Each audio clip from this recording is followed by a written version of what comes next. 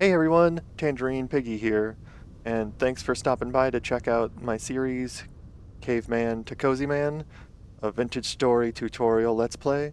We're going to be going through this harsh world of vintage story and going over how to tame it, how I tame it. It may not be perfect, it might not be shiny, but it'll be fun and it'll be cozy. This is my first Let's Play that I've ever made, so if you've got any comments, please let me know. Suggestions, I want to hear them. I really appreciate you and appreciate them. And without further ado, let's dig in. All right, just to show you what we're cooking with here, I've got two mods installed. You don't need to install these as mods. One is a zoom button, and it's going to let me zoom in when I notice things from far away, and that way you can see what I'm seeing. It'll make it easier if you're trying to get a handle on what you're spotting.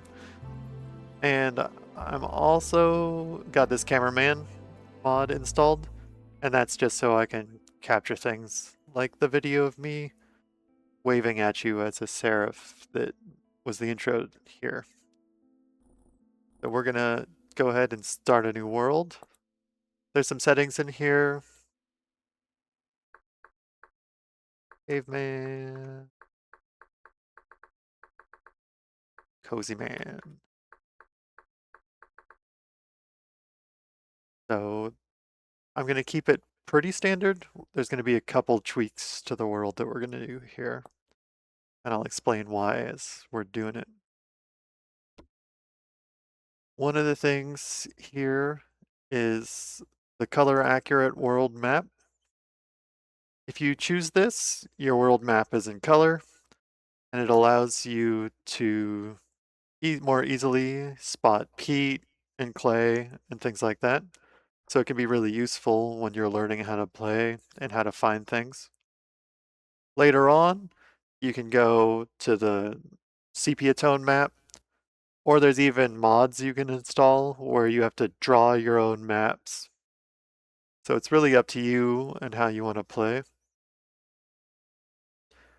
And then the artistic thing that I'm going to do that I always do is I turn on our microblock chiseling to be most cubic blocks. That's just going to give us a wider variety of blocks that we can use when we're digging in to making artistic things or making things cozy or making garden gnomes. Going to leave temporal stability the same. Generation, I'm going to reduce the land cover to 80%. That's going to give us big lakes, oceans. There's not a lot in oceans at the moment, but I like to sail the sailing ships. So we're going to do that. And then I'm going to shrink the world. 1 million blocks is giant. I'm going to take us down to 51,000 blocks. And that I found is big enough. Um, I ran a server for 2 years and we had 200 members on our Discord server and we had like, 10 active players at a time. And we stuck with 51 blocks for large and long games before between resets. If you shrink your world, you also want to shrink your equator distance. If you don't do this, we wouldn't be able to get to the North Pole or the South Pole or the equator. We'd sort of be stuck. So we're going to shrink this down to 15,000 blocks. That means as we travel north or south, we're going to see temperature differences pretty fast, but it'll also make it easier for us to experience all of the content that is in Vintage Story. I remember the first two worlds I built and played on for hours, like hundreds of hours. I didn't even realize there were peanuts. I went on an 8 hour journey just to try and find peanuts eventually. And so having this shorter, we're going to be able to experience sort of the variety of fauna a lot easier and flora. And then this is going to be the first time I've done this. I'm going to reduce the structure distances for the story bit. And the reason for that is just so we get there faster when we get there. So you spend a little less time watching me run. Multiplayer, this is something when I'm doing single player, sometimes I turn off, is the class exclusive recipes. And that way you can craft everything.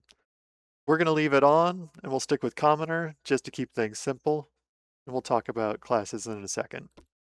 Then the other thing I'm going to do, since we're starting out, is give us more IRL time to get back to our stuff once we've died.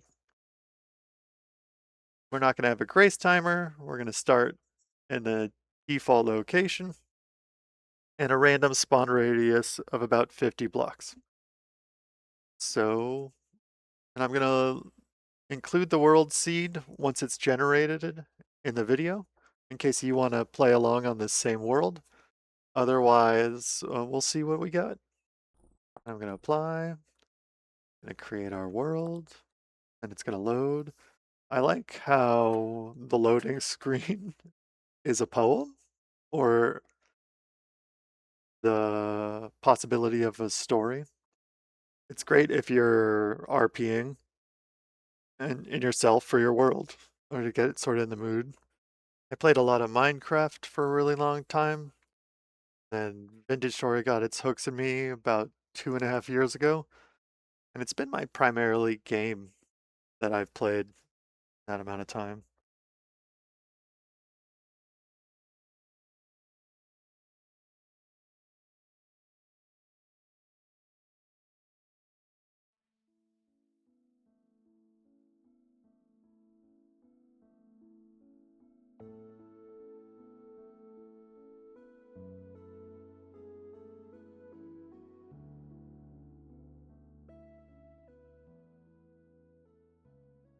All right. So our world has existed. Looks like we've got about 12 days till the sky rips us under and monsters try and eat us. Um, I'm going to use last selection because this is my little dude that I like. Burp, burp. There's lots of options in here. If you spend too much time in here, in-game time is actually going while you're looking through this. So sometimes it can be helpful to make a world just to play around and get your character, and then you can use last selected to pop in. There's lots of classes, and they all have pros and cons, and they work well if you're doing multiplayer. We're going to stick with commoner just because we're starting out, and having no positive or negative traits just means we've got an even chance at everything in life. So here we go, we've spawned. Oh, we spawned right little ruin and right by a lot of cattails. So sort of my priorities when I first spawn into a world is not starving to death and making myself have bigger pockets. So right now, our inventory is limited to the 10 hotbar slots. Oof. And the thing we need, the easiest way to expand that is with reeds. However, we don't have the tool we need to harvest them now. One of the things about Vintage Story that's different than a lot of other survival crafting games is you can punch a tree all day long and it will never break. So one of the first things we need to do is wander around and find stone or flint that we're capable of napping tools out of. Right now the granite sand here lets me know that we're in a granite rock biome, and granite rock is one of those rocks that's hard enough that we can nap it. Okay, so we got blackberry bushes and they, oh, all right, snack. So we got our first little snack, and over here we got some granite stones on the ground, so we're gonna want to pick those up. Some loose sticks. They revamped how berry bushes work, so no longer are we gonna just bulk collect them. So I'm gonna mark this on my map so we can come back for it. We'll do blackberries, different color than blackbirds. Once we get established, we can take cuttings, but it takes over a year, really, for like them to grow. So it's a long-term strategy at this point. So there's going to be a lot of marking things on maps that I do, and I find it's really useful. I'm a bit of a chaos goblin as far as things go and organizing. So a lot of what can feel intimidating, I've found about survival crafting games and building games where you're trying to make things pretty, is that a lot of how we see representation on the internet is people who are amazing at things, and then you're like, oh, I can't do that. I'm not amazing. And the thing is, you are amazing. So we can do it. So we're just wandering around, looking for food. We've got enough rocks that we can start napping some basic tools. And then we can gather up a whole lot of reeds and get going on having bigger pockets. And then we can have bigger dreams. There's this over here is a trader hut. So once we've gathered some reeds and made bigger pockets, we'll go talk to that guy in the window. Whoop, he's gone. And we'll figure out what he wants and what he sells. So we're napping. The first thing we're going to want is a knife. And then, depending on how our life's going, we might want a spear or an axe. But we're going to start off with a knife. And so how the napping works here is you just click, and you can click each of these, but if you sort of segment off big chunks, they poof away and you save yourself some clicks. Right now, there's still the crafting grid. There's talk from the devs about wanting to get rid of it entirely, but it's here for now. And so I know the crafting recipes like granite knife blade over stick, but if you're ever not sure about that, one of my favorite features of this game is the handbook. You hit the H key, pulls up the handbook. It's got guides. It's sort of like having the wiki in game. And if you have your crafting grid up and you have your mouse over an object and you hit H, it jumps right to the handbook entry for that. And so we were napping, and that made our granite stone. Now we can see the different recipes. Stick, granite knife blade, boop, boop, granite knife. The knives are not great attacking tools, but they are good at doing this. Woo. If you harvest the roots as well, you can cook them in a pinch for food, but you can also replant them at your house so you don't have to wander as far as we're going. You'll notice that right now the gear at the bottom of the screen is slowly rotating to the left. That means that we're in a temporarily unstable area. So if we built our house here, eventually we would go crazy. Really evil monsters would spawn, and we generally have a bad life. So ultimately, we're going to need to wander away from here. It's going slow enough that we've got time. We could stay here for probably a couple days before it became a problem. But ultimately, it would be a problem. This can be also a benefit, and by benefit I mean motivation. Sometimes, once I've got my house cozy enough, I don't ever want to leave. And so much of this game is about exploring and wandering around. And so, if staying in your house drives you insane and leads to your death, you end up wandering around a lot more. So I definitely have set up in unstable areas when playing in multiplayer servers. And then that way, um, I have more motivation to leave and interact with other players instead of just being a hermit in the woods, mumbling to myself while sipping tea in the rain. Also, I love the way rain sounds in this game. And one of the other neat things is if we go underwater, the audio for the rain changes.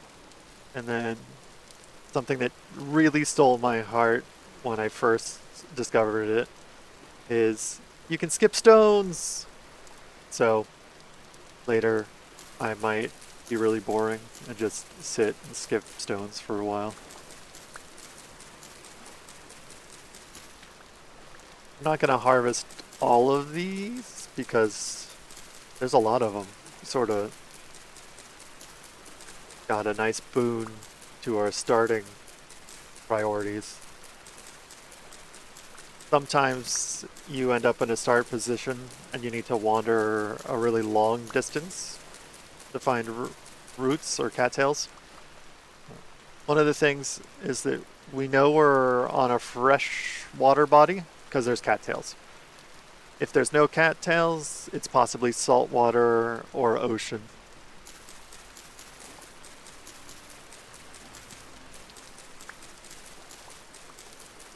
Some of the mechanics that I haven't interacted with since the new update are basically all of them, but one of them is fishing. So I'm super excited once we're a little more settled to craft a fishing rod and see what I can do.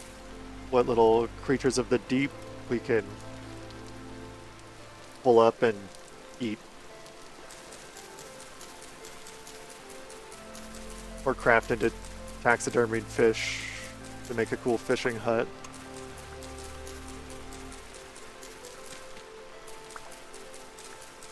So each basket takes 10 reeds. And the baskets are what is going to let us hold more, going to give us bigger pockets. 1, 2, and so you can see as I'm placing those, we're getting more inventory slots. And if I were to lose this one, you can see the stuff that was in it matters. So, depending on how you organize things, you're set there. Well, that's my making bigger pockets early game handled already. So now we'll go say hi to this trader and start thinking about where we might want to live or move to. And by live, I mean make a dirt survival hut. Because it's noon. We got a little time before it rains. Oh. This stone here, loose flint, makes better tools. So you're going to want that. And then it has other purposes later in game that are useful for progression. So if you've got room in your pockets early on as you're wandering, it's never bad to pick up flint. This is a cute little seashell. I'm going to take it for now. You can grind up the shells to make lime, or, later. But you can also just place them down and use them as decor. Let's talk to this trader. Ooh, survival goods. Haven't seen you around here, boy. Just wake up. I might still be dreaming, right? It's very pretty. There in the sun, the fields. Let's see what they've got to trade. So, let's show you what they're gonna buy. This shows you what they sell. They got some useful gear here, if and when we have gears. I always like to mark the traders on the map so I can pin them later. I apologize at any point if I end up with spelling errors and it drives you crazy. However, I'm dyslexic, so spelling, I'm just going to chalk up to the chaos gremlin in my head. So now we got the survival trader marked, we got some berries marked, got this big old lake. We zoom out, we can start to see the world beyond these woods. I think up here might be a fun location for a starting base because it looks relatively flat. The sand won't have as much grass growing on it, which will be useful for us. And it's not horribly far from where we spawned. One of the things to keep in mind when you're first starting out is that sleeping in a bed doesn't reset your spawn location. So you end up, if you die and you've wandered thousands upon thousands of blocks away from spawn, you're thousands upon thousands of blocks away from your stuff, which eventually might be setting us back a lot. Whew. That tree's got resin on it, which is useful later in game. The pine trees can have resin on them, but only the ones that were world generated in. So not when you plant pine trees. So like this pine tree, we're never going to cut down, or I'm never going to cut down. What you want to do is up to you. But we're going to come mark it on my map because eventually we're going to want to run around and reharvest it as more resin comes out of it. So it'll refresh over time. That's a really valuable resource. I like to do little orange resin trees. Go. Oh, and it's right by some horsetail. Horsetail is useful for making bandages, early game bandages for healing, so we're going to gather some of that. It also is usually a hint that you're in a forest if it hasn't grown in your fallow fields. And forests are homes to wolves and bears and other things that find us delicious. So I'm gonna keep my head on a swivel as we walk around.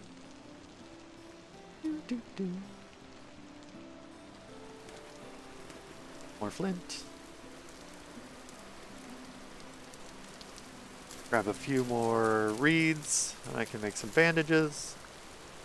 Hoping by the time we get to the other side of this lake, that the gear is not grumpy, but we'll see. There we go. And the bandages don't instantly heal, so always run away first, bandage later. Yeah. There's a lot of running away early game. The world is a cruel and harsh place until you've carved out your cozy nook. Oh, and you can see my gear at the bottom there starting to go the right direction. That means we're now in a stable area. We got some bushes, berry bushes, white currant, black currants. Gonna mark this here. They don't currently have fruit, but they will.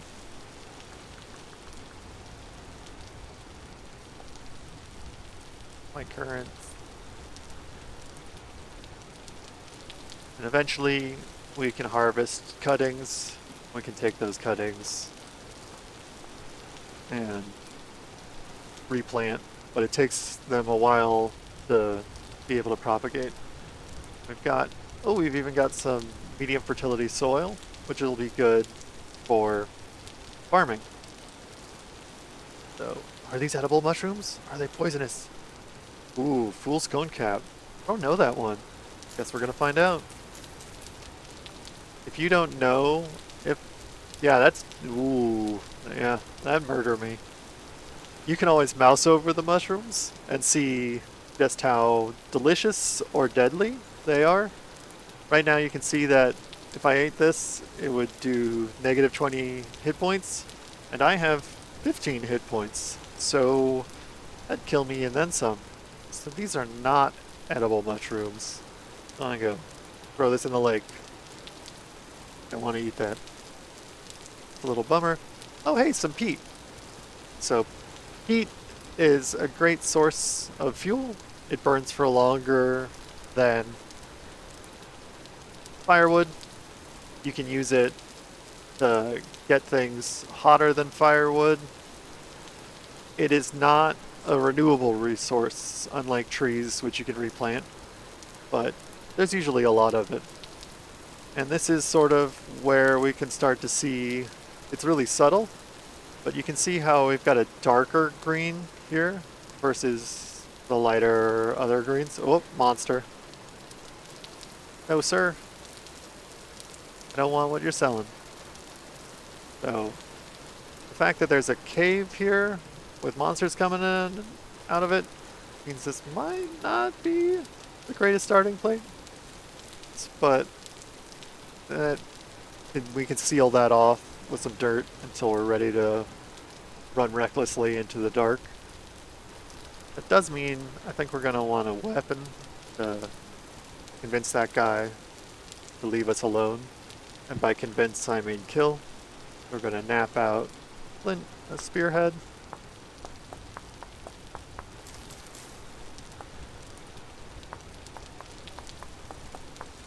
At nighttime, those monsters come out everywhere because it's dark enough on the surface. And night is not messing around in this world. If we look, we've got common rainfall in this area, and our rift activity is currently low. So monsters are going to spawn at a pretty low rate in the dark. As this gets higher, it gets deadlier to exist. The spears do more damage when you throw them. And early on in the game, I like to poke and run backwards. Which if you've just got one little monster chasing you, is something that you can do and survive. Had nothing on him. So let's get some dirt and seal up that cave, because I want to build my starting base here. Then we'll go looking for other stuff, since it's starting to get a little dark. I think by the time we've got a survival hut going, will be time to sleep till tomorrow. So let's get some dirt.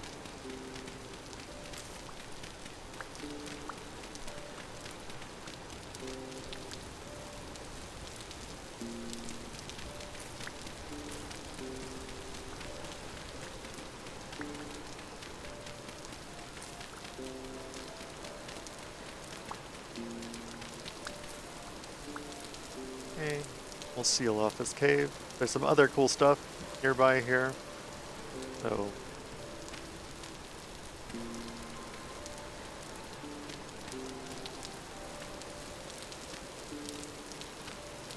there are settings that make it so the unsupported dirt collapses. I do not play with those settings. I found the Caveman mechanics unpredictable and frustrating. Or more frustrating than fun. So I don't mess with them. We've got some things that I haven't mentioned that we've been looking at. There's some harvestable wild crops over there. This one that's all golden is fully matured, I think, or almost there. That one's definitely almost there. Those ones have barely started growing. So we'll pop over there. Oh man, this is awesome. So high fertility soil is a boon. It's rare and it's great for planting your crops in. So we're gonna dig all that up and try and decide if we want a permanent base here or if we want a temporary base. It's important to sort of, or at least for me, to set up a semi-permanent base real quick for the survival hut and get crops in the ground because winter is coming. And in the winter, food doesn't grow and the berry bushes don't bear fruit and you get hungry. So we got some growing rye. So right now we've got a little bit of rye, we got some other things. I'm gonna mark that high fertility soil. If this were a multiplayer server, I would dig it all up and I would ward it like a jerk. But since it's single player and I don't have to worry about someone coming back and stealing it, I'm just gonna mark it on the map for now. I use the rock. Popular choice. And you can see just how dark it's getting. It's, 1900. And my knife broke. The darkness is no joke in this game. It gets dark enough at night, especially when it's raining or foggy, that you can't see. And so you just sort of blunder around in the dark until monsters kill you. Early game, storage is an issue, and look at all the ground and know you've got some wonderful storage. It's a little messy, but it does the trick. So now that I got a knife, we're gonna gather what we need for bed and torch and fire starter.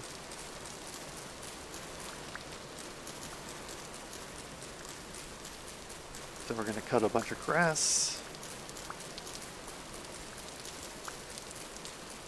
I think you need 24 grass for a bed. I just gather a whole ton because it's always better to have more than not enough. So we also need some for the torches and some for the fire starter.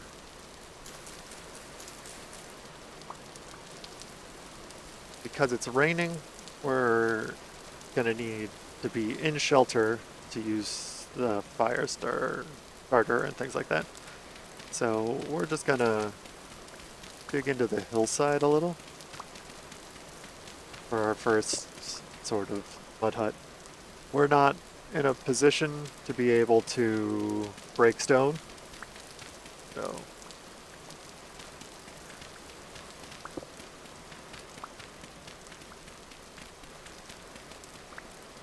and it doesn't need to be big, doesn't need to be fancy. We'll make something more cozy as we settle in as our little base of operation. For now, we just want a place that we can light a fire and a place that we can avoid being murdered in our sleep. I made a torch. I'm gonna make a fire starter. And you gotta place the torch. So if we were in the rain, this would never light. The fire starter takes, ooh, we got lucky.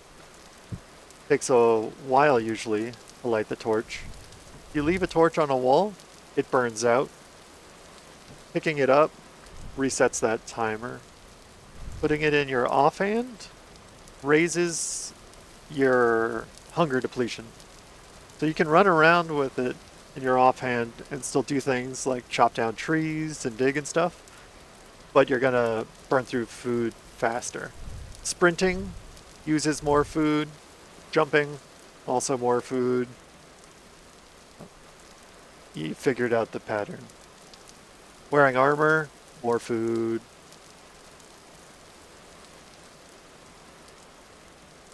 Crafting a little hay bed.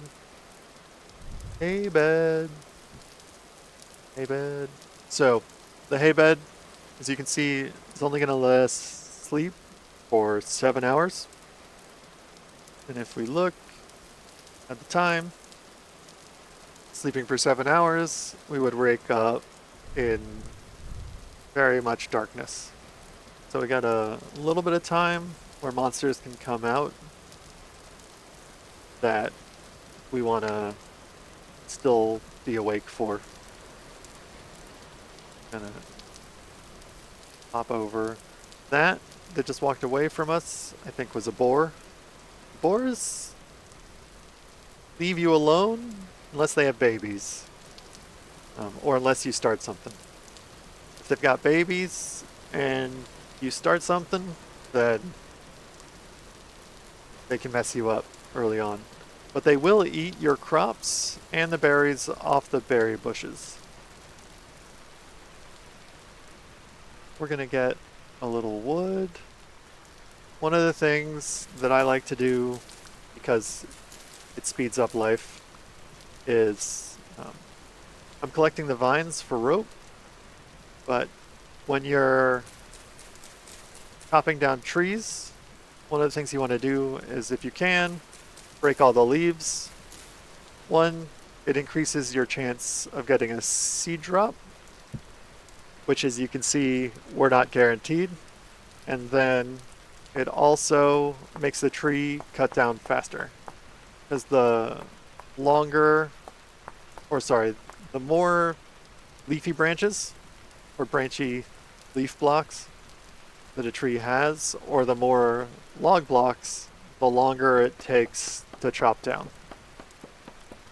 So if you break off all the leaves, you get sticks, you get the ability to replant, and you... Oh, where did I dig into the wall?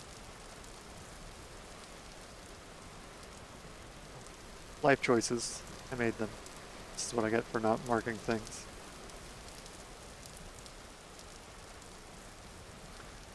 Now, here, there's that. Up here, tracing the steps. Nope.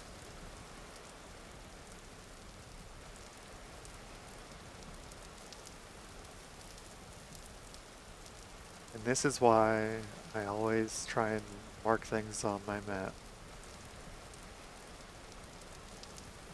We're this far over.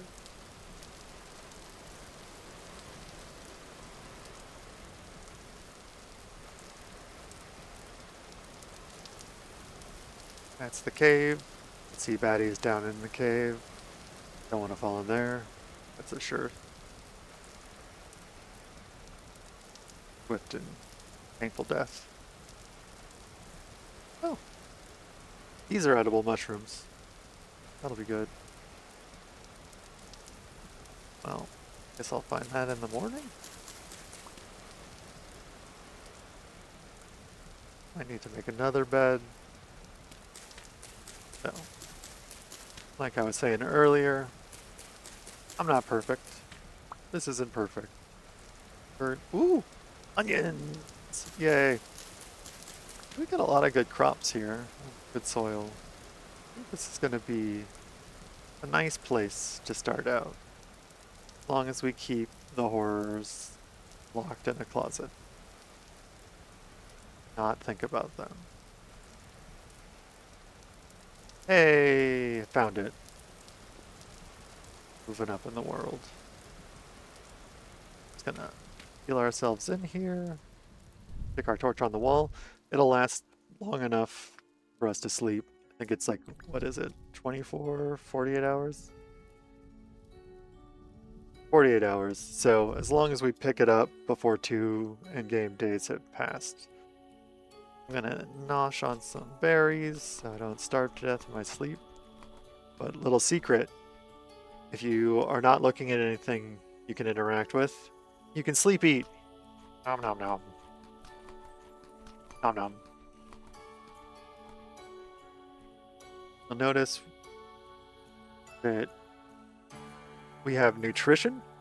So if we eat a balanced diet, our health increases. So like right now, my health, because I ate a whole bunch of berries, I now have fruit nutrition, is a higher maximum health. When you die, the punishment for death, other than dropping all your stuff, is that you lose nutrition. So you can go from being pretty beefy to being soft and squishy again. And we are currently soft and squishy. Okay, we stayed up late enough. So I'm gonna start today by gathering some more reeds, make a little storage basket, then we'll get on trying to find some clay. Clay's really useful for cooking. Plant our cattail roots.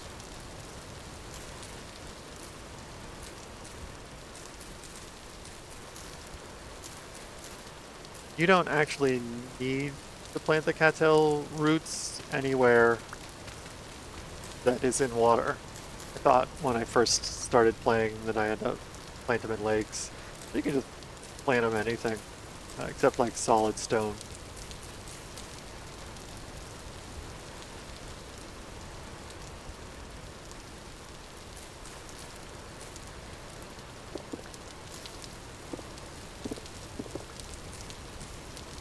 And we will never want for cattails if we stay here. There's a plethora of them. We're going to gather more so we can make sort of primitive chests, and we can drop some of this kit off somewhere that isn't just a giant pile on the ground. And we're going to go out exploring. The reason clay is important, I didn't mark where the house is again. Do that before we wander off. The reason clay is important is it unlocks the early game cooking, and it helps you with storing food. There's some things we can build, and we'll talk about that when we get there. So, go for my hierarchy, pockets, while not starving, and then snacks.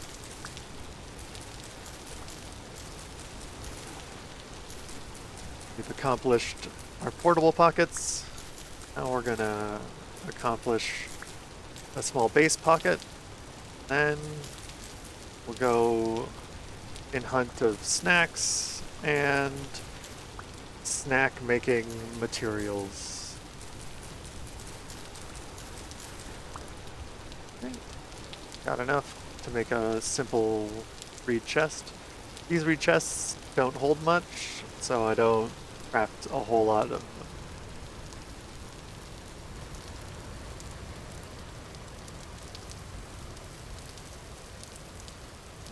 Go. Mark my home. Well, for now. And I'm gonna pick up a few more rocks from my rock pile over here.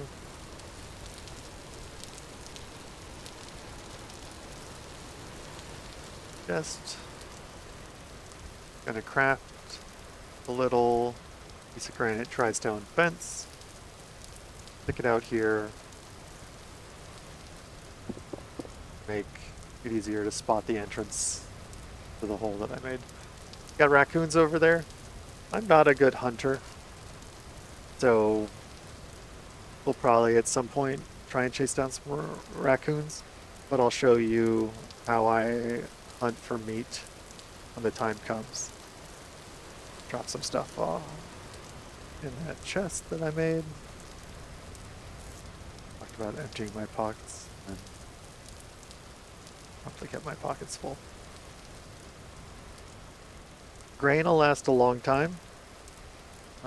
Other foods rot pretty quickly. Let's see, oh, it'll be 26 days. Mushrooms are pretty okay. And then drop the medium fertility soil in there. And then some of this I'm gonna store on the ground.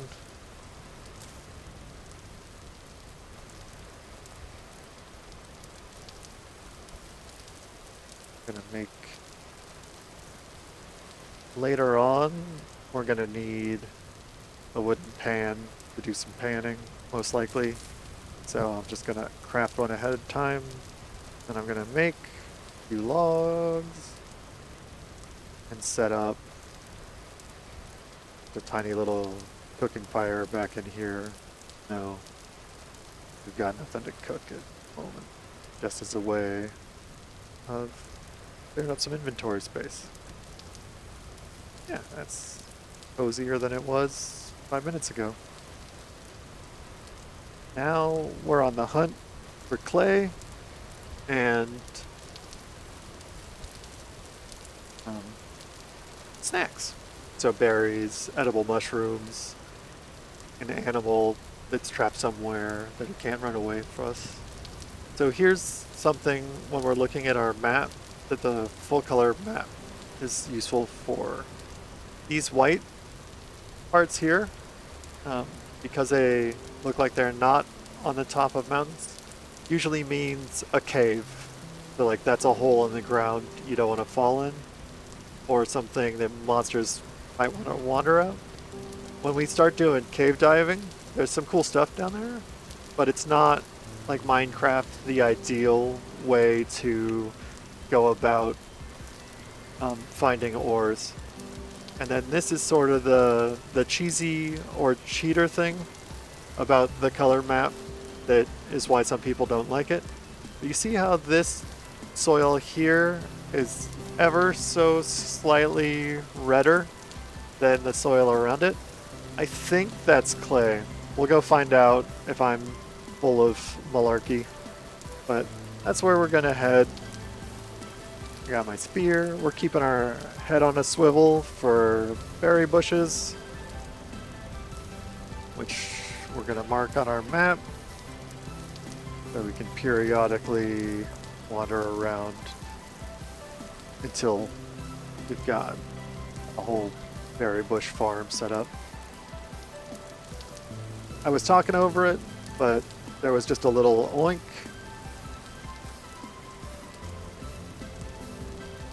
And you'll notice that right now, I'm walking everywhere. I'm usually what people call an always sprinter, but since food is scarce at the moment, we're going to be, hello Mr. Goat, or sheep, I think. Well, we'll get closer. Mark our cranberries. But once I've got food, I just run around like a mad person all the time.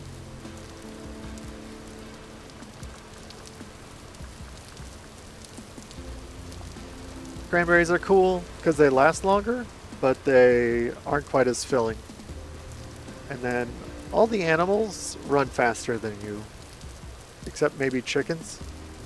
So early game, it's hard to like sprint down an animal unless you can use the environment to help you. Goats can go 3 blocks, I believe. Most of the animals can only get 2. So if you can like run them into a box cannon or up against a wall, that's sort of the way to go about it. I guess this was clay over here. Oh, and I was right. So if you're not using the color map, the thing to look for clay from the side is it looks like this, and then from the top it looks like this. For blue clay, it's this, but blue-gray instead of red. So this is going to get us what we need. Cooked meals in this game feed you way better than anything. Than like anything you could shove in your face running around. And so it's good to do it. The other thing that is sort of an unwritten rule about the meals is for every 100 saturation of a cooked meal that you eat, you get a delay timer to when your hunger starts depleting again. So not only are they more filling, they're also keep you full for longer, which is good. This is probably enough red clay for our immediate purposes. I'm going to mark that. We can come back later. I like to use red clay. I like to use this for marking my red clay. You can see we're starting to starve to death, so we're going to go back home, a different route, and hopefully find some ripe berries or something to eat. Oh, we got more peat, so we'll steal some of that now, because we can use it to fire our pottery. And now we broke our shovel. Let's do a quick mark for the peat.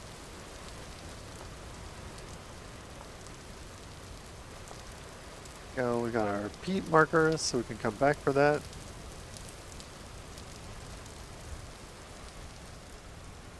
There's a lot of coming back for that. And a lot of getting distracted. Always getting distracted.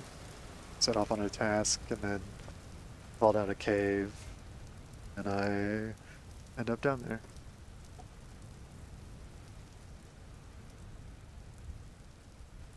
So,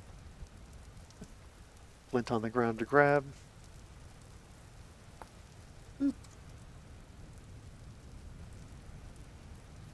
Lots of caves. Activity's still low, so it's not too dangerous to wander around near the caves, but it's not the safest, so wander off. Whoop, some more crops. See them there.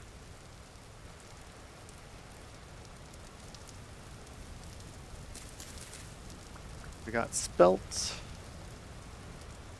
Gonna mark this.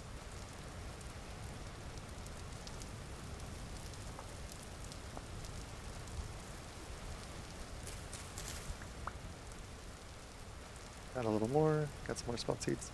So when they're almost ready, like this is 8 out of 9, you can gamble and punch them. They'll usually always drop seeds. Oop, I lied. They usually drop seeds, and sometimes they'll drop food. But if you can wait, it's always a good idea to let them grow up.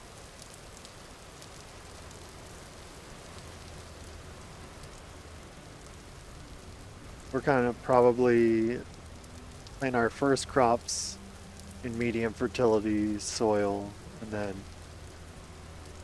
go from there. Yeah, that's a goat and a baby goat.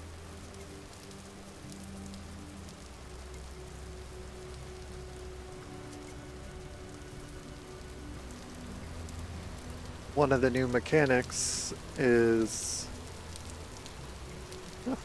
raccoon. Oh, it's a baby. That's why it's slow. Carrots. Carrots. Nope, none of them are ready. They grow slower when they're wild, so sometimes if you've got the resources, it's worth punching them, getting the seeds, and then planting them versus trying to let them all mature in the wild. Okay. We're going to need to snack on a couple of our grains.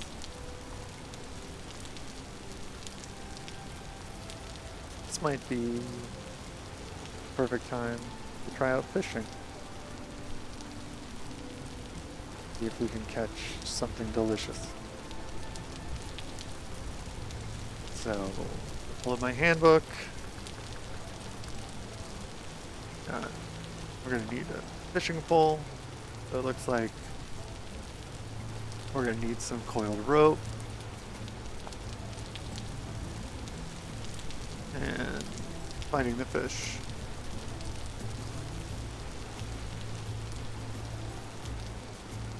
Bait.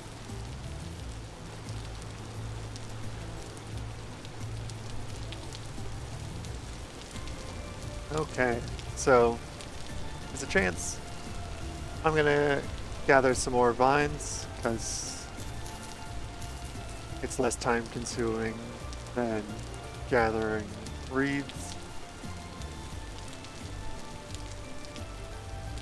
So all these wild animals we're seeing might be eating the berries. Might be why we're not having as much luck with berries.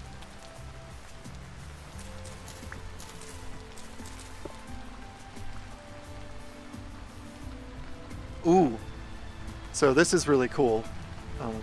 This surface copper, that's going to help us when we want to try and get to the Copper Age.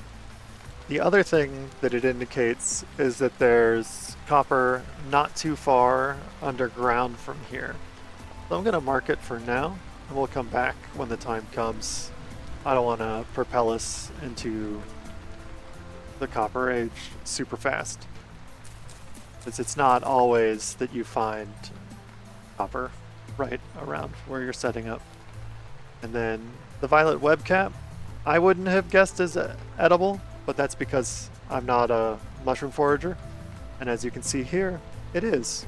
So I'm gonna gather up some of those and then eat some, because you can see we're getting hungry.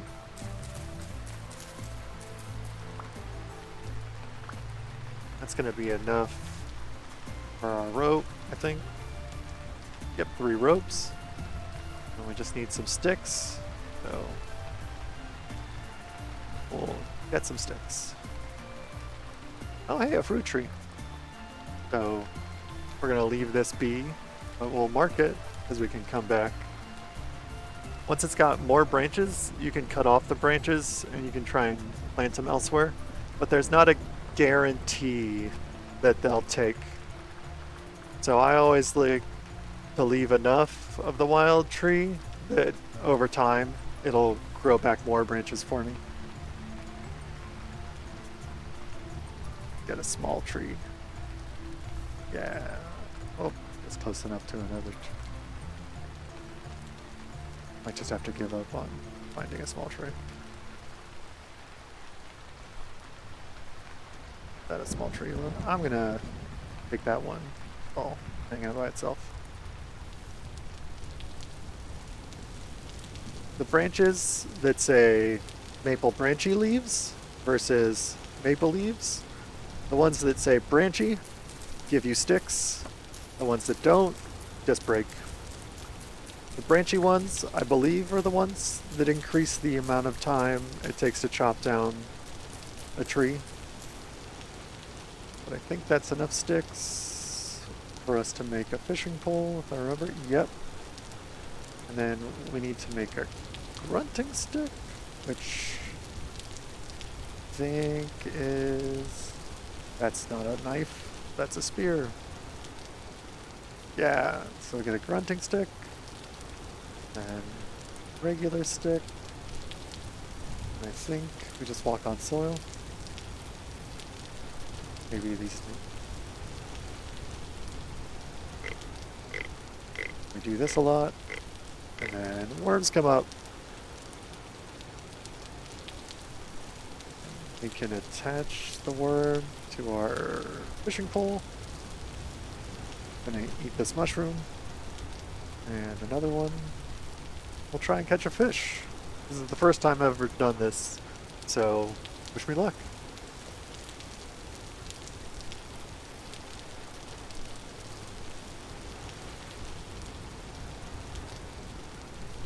Well, I think that was the catching icon indicator. Yep, my bait's gone, but I'm not an excellent fisher. We'll get back to that in a minute. That's fun. Got a grunting stick. Oh, I did get a fish. I gotta place it on the ground. Come at it with my knife.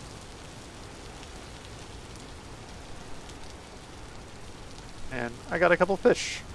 It'll not last me very long. I could eat it uncooked. I can also cook it. We can check by checking our handbook entry. See if I cook into cooked fish, it's going to be twice as filling.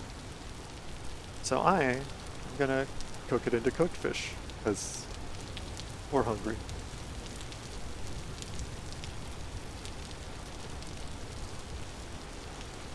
Little hovel. Put my fish on the fire. You can light the fire with the fire starter. You can also light it with a torch. If you've got a torch, the torch lights things faster. If I walk into this fire, it will hurt. So I'm gonna try and avoid walking into the fire.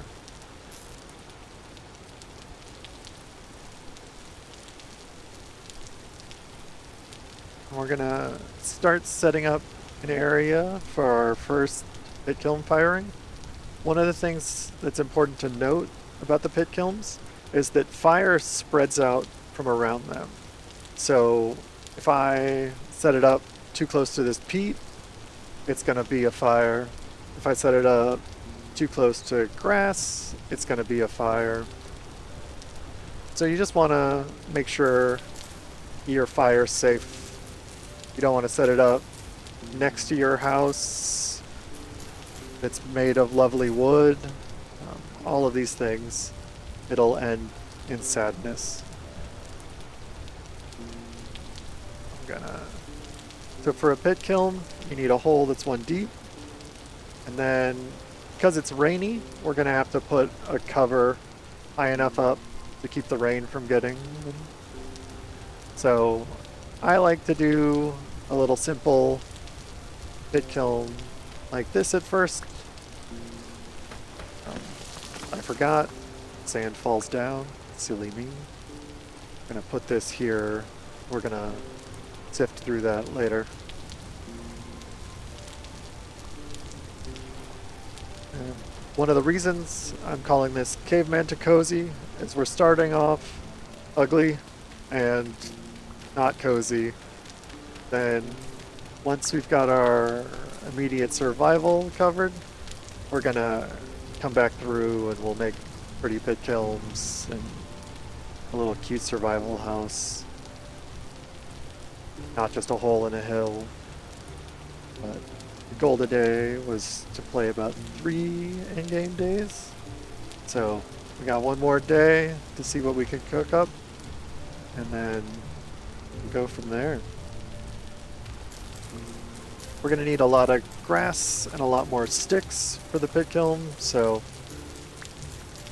while that fish is cooking, I'm going to get on doing that. What time is it? Yeah, it's starting to get late enough that we don't want to be too far from a place we can hide from the monsters of the night.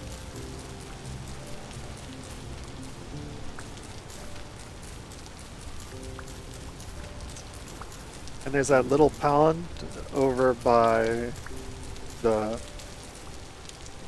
high fertility soil. And I think we're gonna terraform that into our first little farm. Finish chopping branches on this tree. Hopefully it drops a seed so I can show you one of my favorite things. Or another favorite thing, sort of like the skipping rocks.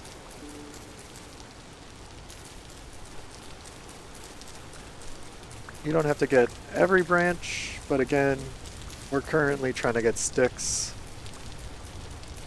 So we're maximizing our stick amount.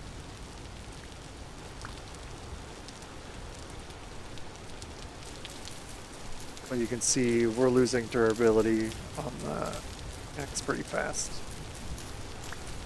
Well, I need to make a new axe before we can chop this tree down. And that is the sound of me starving. So hopefully the fish is cooked.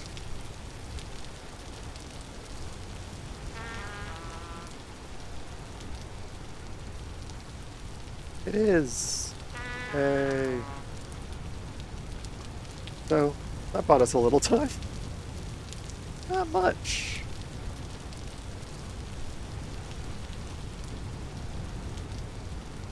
Have to, oh yeah, they're definitely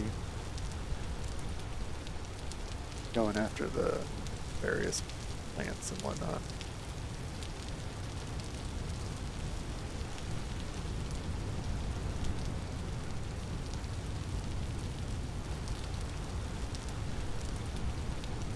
We'll chop this tree down. I think I'm gonna do some emergency ration eating with some, cooking up some cattail roots, because we're not in a shortage of them.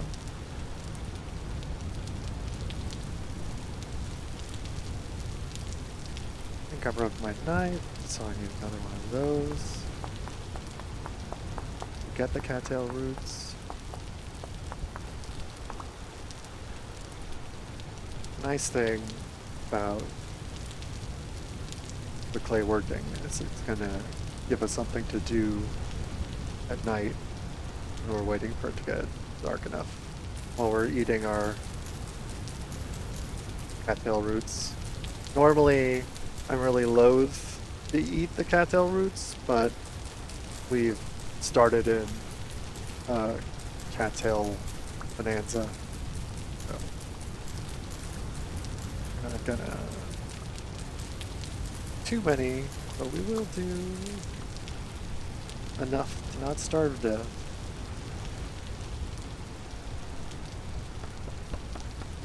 Chop down this tree.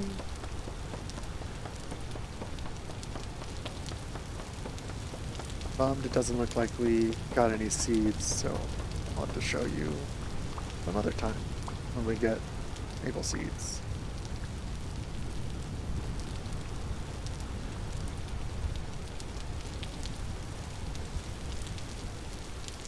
So yeah, peat is flammable. We don't want to set it on fire.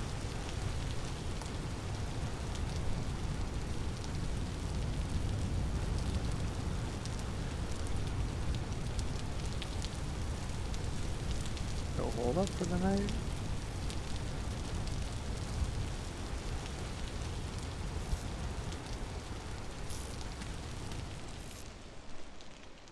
Sometimes if I'm stepping away, I want to lock myself in a little space. I'll use a different type of soil so it's clear where I got to dig to get out. We're going to make more firewood.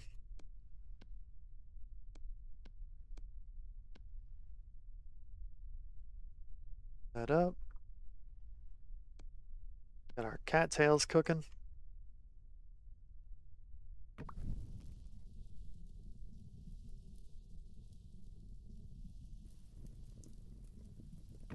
So the two things I make first when I'm crafting clay stuff is, or I guess the things I make first when I'm crafting clay stuff is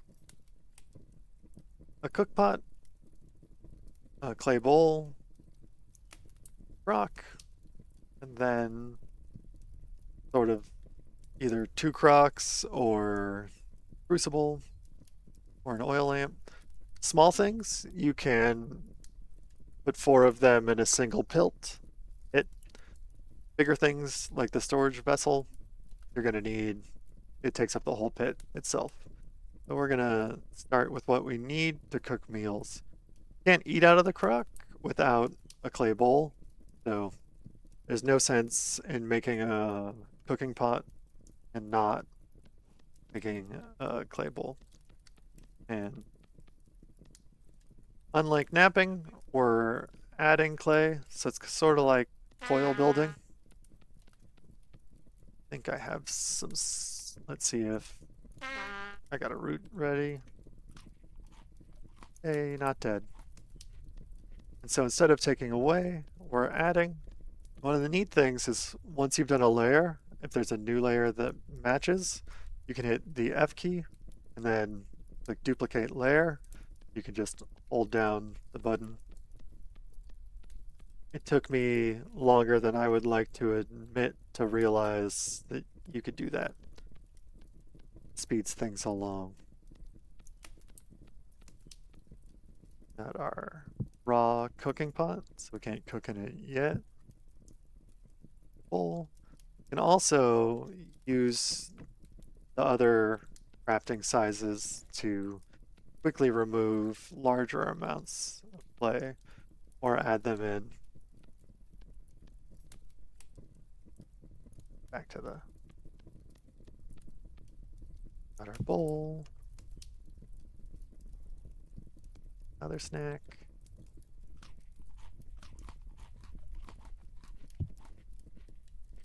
And we're gonna make a single crock. There's no hydration implemented in game yet. There is a mod for it called hydrate or dihydrate. But for now, we don't need to worry about having a jug for storing liquids, things like that. It's nice because one less survival need.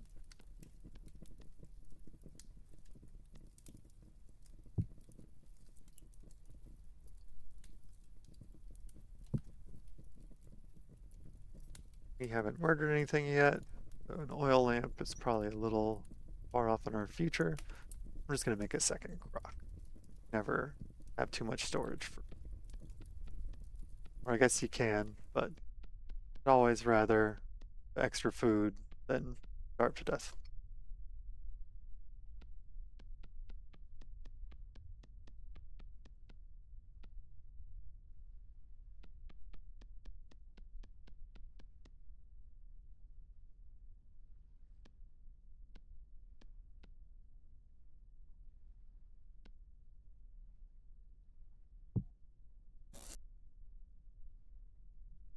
Yep, that's a whole. What time is it? We could stay up a little later. Scarf down these. The other thing is, you'll notice I took some damage when I was starving. I'm gonna heal that with a bandage. And the reason I'm gonna do that is because otherwise it's gonna consume a lot of hunger to heal it. And we're gonna craft storage vessel.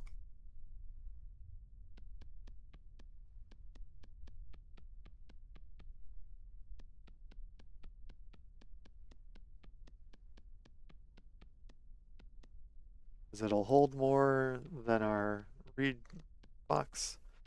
And it'll also keep things fresh longer.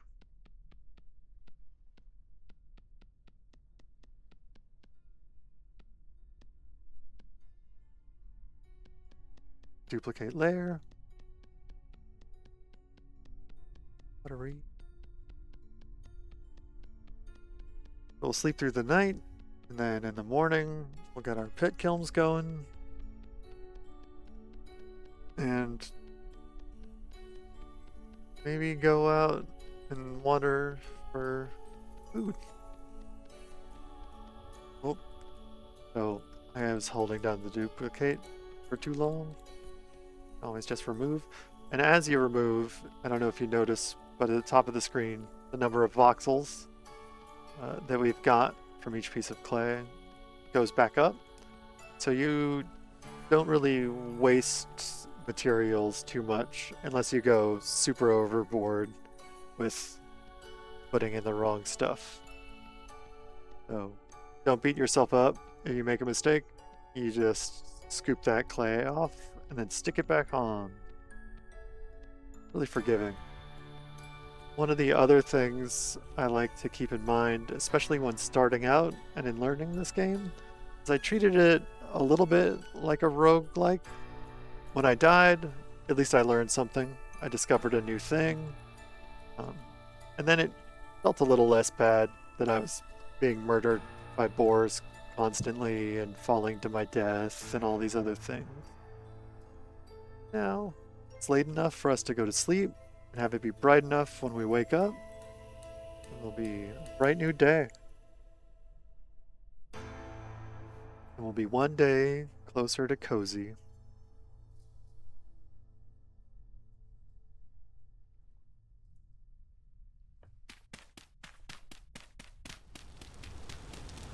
It's still raining.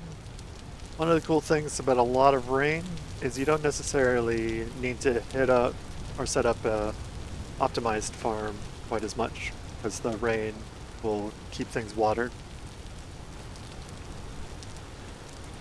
So the storage vessel is going to take up a whole pit by itself. The other ones, if you place them at the corners, don't take up a whole pit. But if you're looking at the center of square, Now I can't place other things in there. I was really frustrated when I first started. I was like, why can't I stick multiple things in here? They're tiny. Turns out I was just looking at the wrong spot. Now we got them in there. We're gonna toss in a bunch of grass. Gonna toss in our sticks. And these won't finish firing in this session, because they take multiple days to fire. And we just need some firewood for the top. You can also do this with peat, but you can't mix and match. So like, because I started this larger vessel with firewood, I gotta finish it with firewood. And if we didn't have these pieces of dirt hanging awkwardly and unrealistically overhead, our pit kiln would go out and we would lose the materials that we made it with.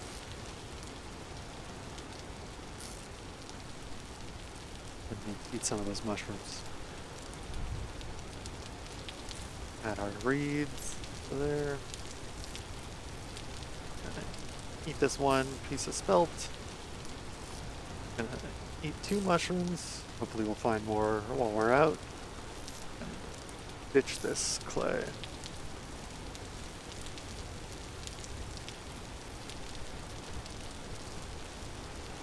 Make some firewood. Leave it in a pile. Go start a fire.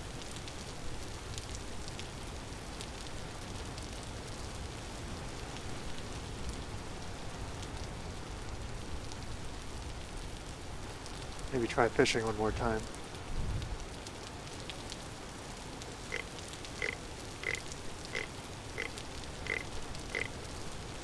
Hi, Mr. Worm. Call me Dr. Worm. Oh no. No. Okay.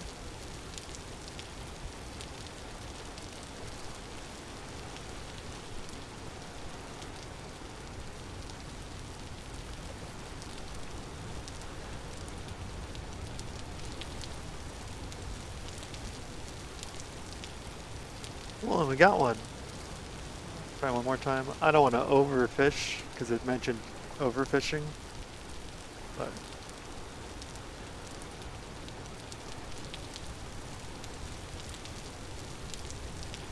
it's hard to say no to a tasty fish snack. Oh, I think I forgot to apply bait. I wonder if I can do that retroactively. Nope. Okay, we'll pull that back in. Apply bait.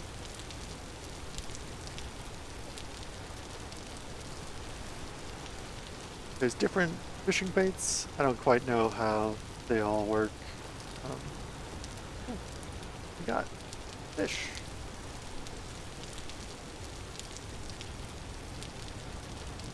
Back by our house. Gonna clear the grass out of the way, and then I can lean my full shift. Yep. Oh, it needs 3 tall. Well, we can fix that.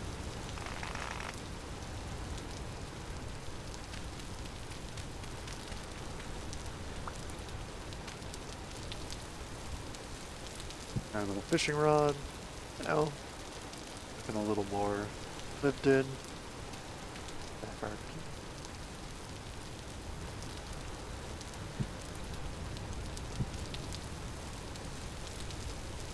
of our fish. Grab a couple logs. Get our fish cooking. I don't know if you heard that little in the background, but that's the sound of a temporal rift. Let me see if I can find it. Oh, yep, there it is. So those are temporary, but as soon as it gets dark enough, there's gonna be monsters pouring out of that thing.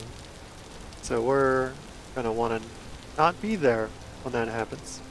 So we'll either want to be locked inside, or far enough away.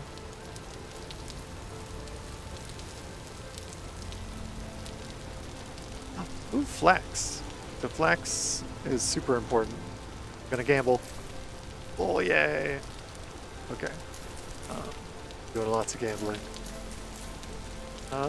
It paid off. So flax is a not super nutritious grain, but it gives you flax fiber, and that is crucial for everything. You can never have enough flax. If you have enough flax, then I'm jealous. Not dying. Maybe we'll work on setting up our little farm. Grab medium fertility soil.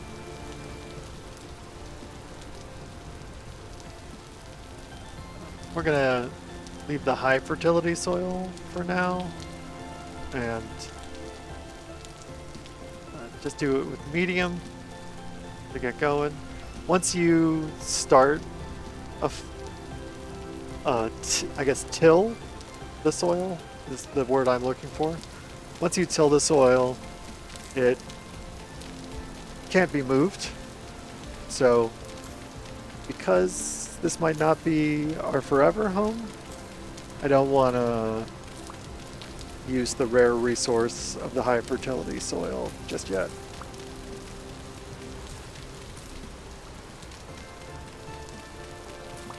That would be faster with the tool, but currently don't have a shovel made.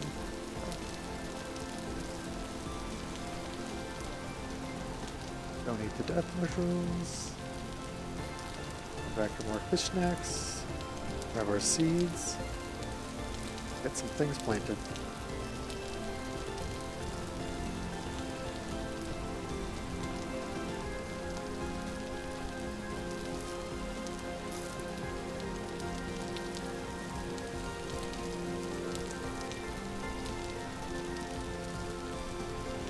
So until you have a saw, you can't make a thing to move water around. So we're gonna start by sort of taking over this pond to have our little starter farm. And the thing that we're gonna need to do with it eventually is, oh well, mistake. Sigh. You live and you learn. So this one here won't really get good water, so we're gonna not plant in this little chunk.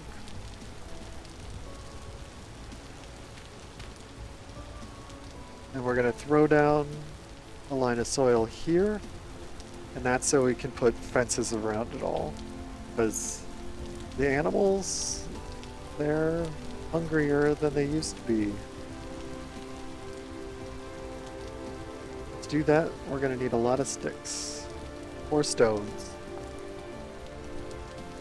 Sticks is what is going to be easiest, so we're going to go with for that.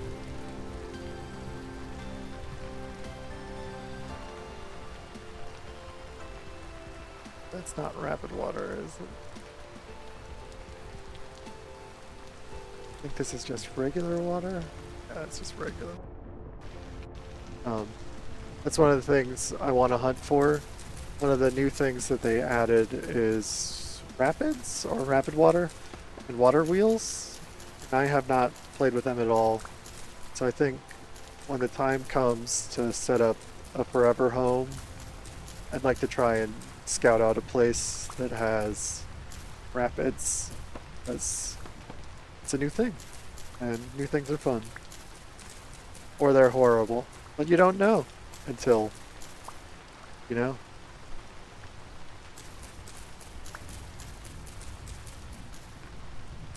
And we're gonna need a crude gate that we can get in and out, and the animals can't. We're gonna need some tree logs. Somebody turned all of our other logs. Oh, yay, I got a maple seed. So this is cool. Toss! Helicopter! No, maple seeds do that in real life. The other seeds don't do that. Death caps, not edible. I know, surprise. Okay, another axe, another 5 minutes, another axe. The axes last a little longer if we had bones to make the handles, but we're a stick-based economy right now, so chop a few more branches.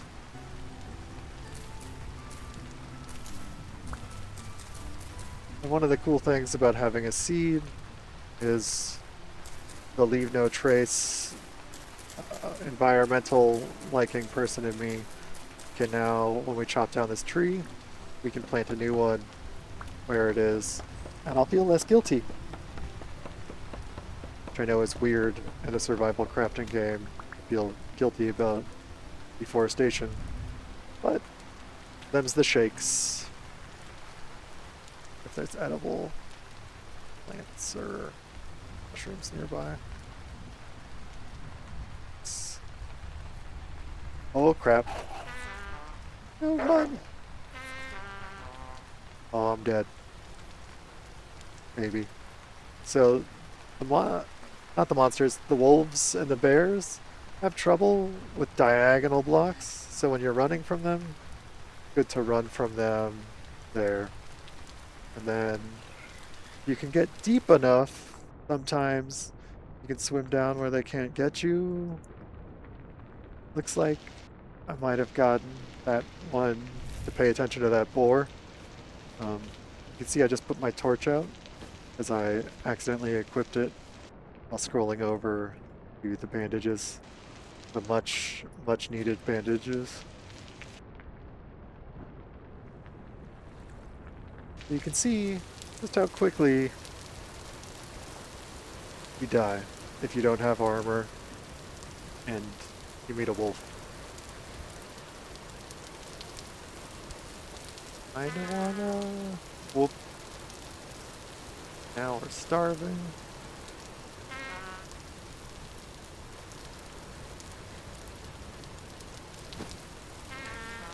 Go eat another emergency ration. Like, I might be able to get one of these little deers up against a wall.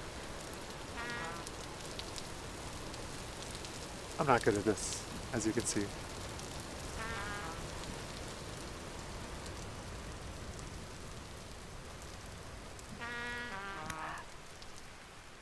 Hit it once.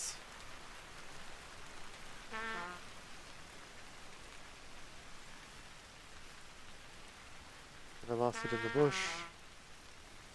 That's a different one, and that's about how almost all my hunting goes. Yeah, I know. I'm sorry. Being hungry's hard.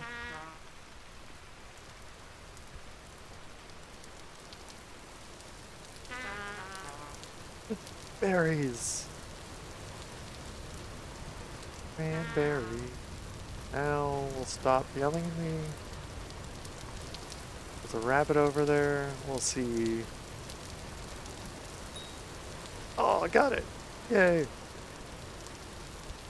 Hey, fingers crossed it has meat on it.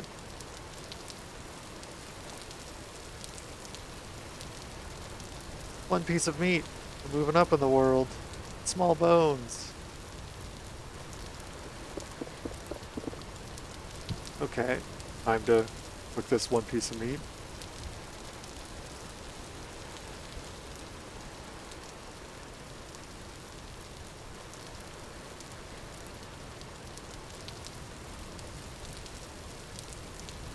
I completely forgot what I was doing when I got mauled by that wolf. We're going to want to keep healing as much as we can, because otherwise healing is going to use a lot of our hunger resource, which is low, as you've seen. I needed wood. I wanted to make a gate. You were doing farming. That's right. I remember now. But I don't remember, apparently, how to make a crude gate. There we go.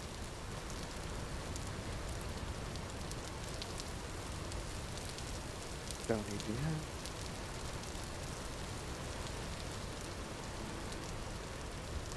Oh no, we do need the axe. There we go. Now I got our rough-hewn gate. I can use the sticks around a knife. Make a bunch of fences. Go fence in our crops that haven't been planted yet. You can see when I'm in here, my sanity starts going down real fast, and I start to see the horrors of the mechanisms beyond the world. That's sort of what a temporal storm's like, except you can't leave. So, yeah. Sticks. Make a little gate. Stick fences. So if we go right up against here, an animal can just boop over and get into our crops. So we're going to need to dig this back a bit. But one of the things that's, I guess, good about that is we needed some more dirt to fill in. So by digging it back, we're going to get more dirt, so on and so forth.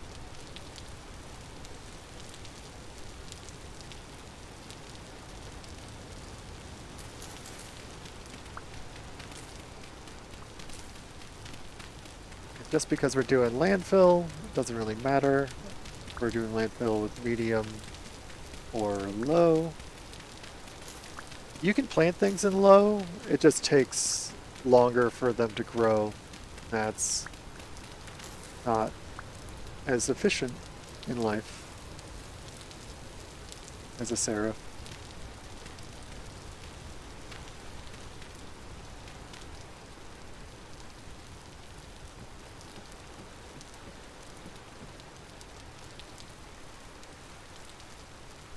One of the nice things about the rain is it'll keep the hydration topped off for our plants.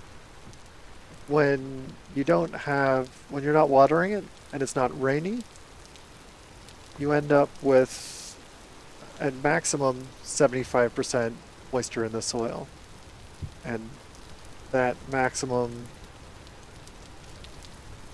slows things down or doesn't accelerate them. So by having a higher moisture level, you'll get faster growing crops. So like the plots under this tree are actually not going to grow as fast as the ones out here where the rain gets.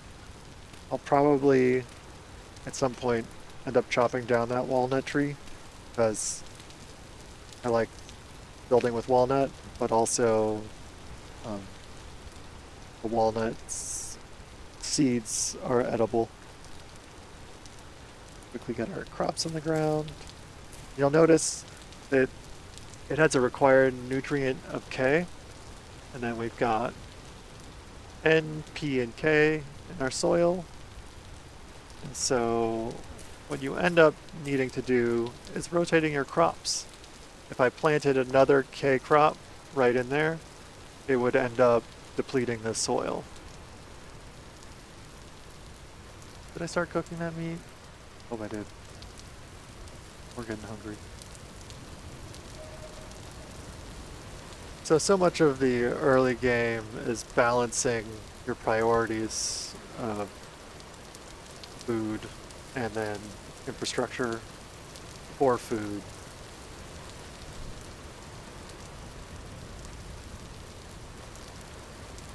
We're gonna have to listen to a little dude be sad. But I think maybe I still got a mushroom box. Dude. Okay. That'll hopefully tide me over till that cooks. We're gonna go visit the carrots. see about liberating some seeds.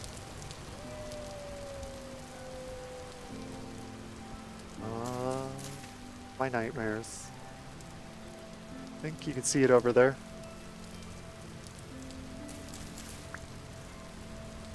Yeah, I'm doing.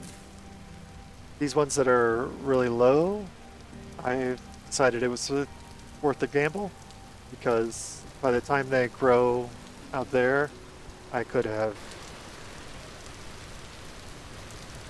I gotta stop sprinting. That habit.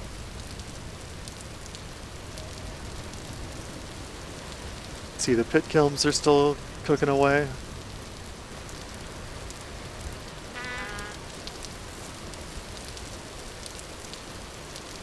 I need another mushroom. Gonna eat our tasty meat.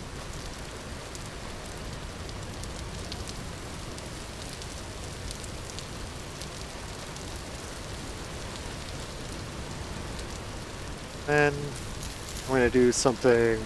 I get a seed out of here. Do something that ancient humans did, and is the only way I actually am able to survive as a hunter in this game. Ooh, turnips.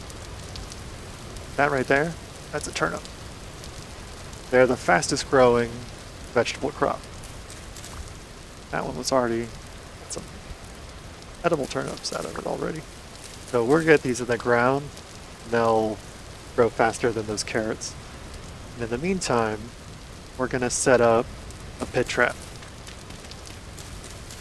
And a pit trap is basically, we're gonna put something tasty in the center of a big hole, and then animals are gonna fall into it. Then we're gonna come along and make use of those animals as tasty treats.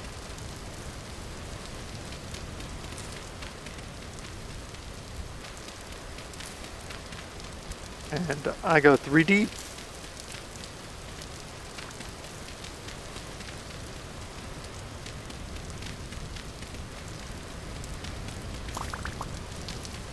We'll build a ladder to get us out of here. Well, I'm 1 stick short from that, so we'll get out of here with a pile of dirt. Or digging our way out. Set up a table later. I want to center around this one.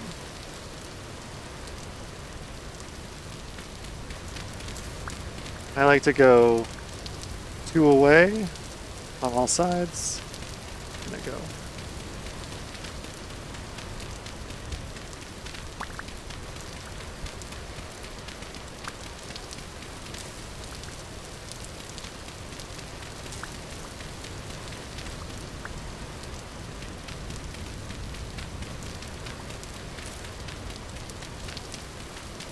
And if we plant a crop at the top of that pillar in the center,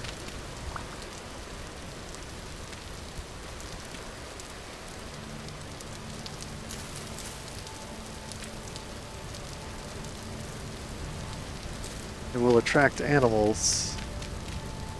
They'll fall in, and they won't be able to get out, and then we can come poke them with a stick.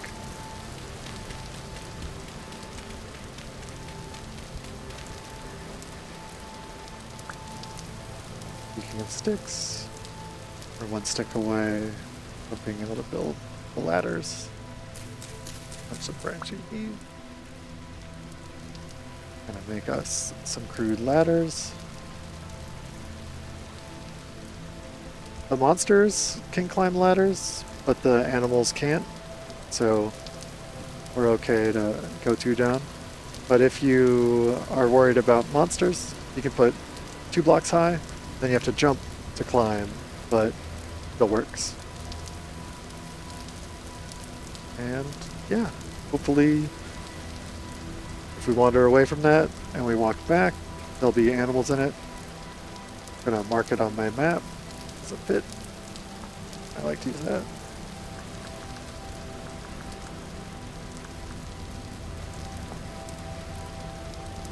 So,